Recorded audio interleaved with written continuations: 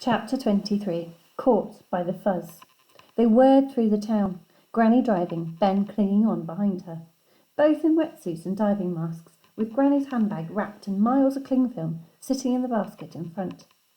Granny spotted Raj closing up his newsagent's shop. "Hello, Raj, dear. Don't forget to save me some Murray mints for Monday," she shouted. Raj looked at the two of them, open-mouthed in shock. "I don't know what's got into him. He's normally so chatty." It was a long way to London, especially on a motorised scooter with a top speed of 3 miles per hour, with 2 passengers. After a while, Ben noticed the roads getting wider and wider. 2 lanes, then 3 lanes. "Bums! We're on the motorway!" shouted Ben from the back, as 10-ton lorries whooshed past, nearly wrenching the scooter off the road with the force of their slipstream. "You know, you really shouldn't swear, young man," said Granny. "Now I'm going to step on it, so hold on tight." A moment later, a particularly big petrol tanker thundered by, inches from their heads, beeping its horn. "Big hairy bums," said Granny. "Granny," said Ben, shocked. "Whoops, that one just slipped out," said Granny. Grown-ups never lead by example. "I'm sorry, Granny, but I'm not sure this thing is built for a motorway," said Ben. Just then an even bigger lorry blustered past.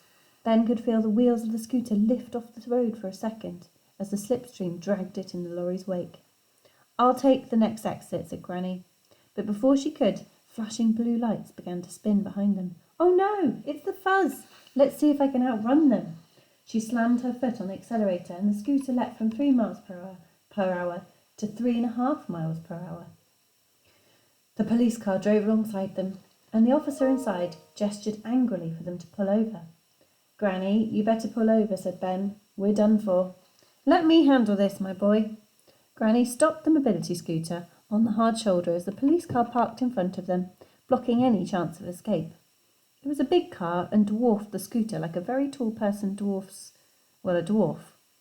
"Is this your vehicle, madam?" said the police officer. He was fat and had a small moustache, which made his fat face look even fatter. He also had a smug expression on his face that suggested telling people off was his favourite thing in the world. Or maybe second favourite after donuts. His name tag said he was called PC Fudge. "Is there a problem, officer?" said Granny, innocently, her diving mask a little steamed up from all the excitement.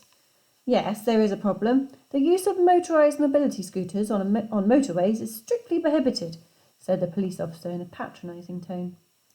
Other modes of transport not permitted on the motorway are skateboard, canoe, roller skates, donkey, shopping trolley, unicycle, sledge, rickshaw, camel, magic carpet, and comedy ostrich. "Well, thank you so much for pointing that out, officer. We'll remember for next time. Now, if you'll excuse us, we're running a little late. Goodbye," said Granny cheerily as she restarted the mobility scooter. "Have you been drinking, madam?" "I had some cabbage soup before I came out." "Alcohol, I mean," he sighed. "I had a brandy liqueur chocolate on Tuesday night. Does that count?" Ben couldn't help but chuckle. PC Fudge's eyes narrowed. "Then would you care to explain to me why you are dressed in scuba diving gear with your handbag wrapped in cling film?" This was going to take some explaining. Because, Granny was stumbling over her words. They were done for. "Because we're from the Cling Film Appreciation Society," said Ben with authority. "I've never heard of that," said PC Fudge dismissively. "We are very new," said Ben.